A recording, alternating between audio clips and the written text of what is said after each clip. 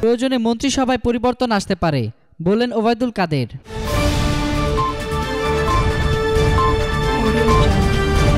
একাদশ জাতীয় সংসদের নতুন মন্ত্রিসভায় সময়ের চাহিদা অনুযায়ী পরিবর্তন আসতে পারে বলে জানিয়েছেন আওয়ামী লীগের সাধারণ সম্পাদক এবং সড়ক পরিবহন ও সেতুমন্ত্রী ওবায়দুল কাদের।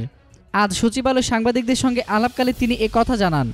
ওবায়দুল কাদের বলেন, ইশতেহার বাস্তবায়নে উপযোগী করেই নবীন ও প্রবীণের সমন্বয় মন্ত্রিসভা গঠন করেছেন প্রধানমন্ত্রী। প্রয়োজনে এই মন্ত্রিসভা সম্প্রসারণ ও পরিবর্তন হতে পারে। সেতুমন্ত্রী বলেন, ট্রেডিশনাল টেকনোলজির সমন্বয়ে একটা ফাইন ব্যালেন্স করে মন্ত্রিসভা গঠন করা হয়েছে যাতে লক্ষ্য ও বাস্তবায়ন আরও সহজতর হয়। এখানে ভবিষ্যতে আরও সম্প্রসারণ হতে পারে।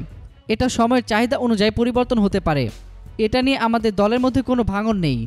আমাদের দলের মধ্যে কোনো অসন্তোষ বা ফাটল ধরার কোনো কারণ নেই। নবীন ও প্রবীণের সমন্বয়ে গঠিত মন্ত্রিসভা বিভিন্ন মহলে প্রশংসা কুড়িয়েছে জানিয়ে আওয়ামী লীগের সাধারণ সম্পাদক বলেন, মন্ত্রিসভায় নতুন মুখ আসায় অনেকেই ইতিমধ্যে প্রশংসা শুরু করেছেন।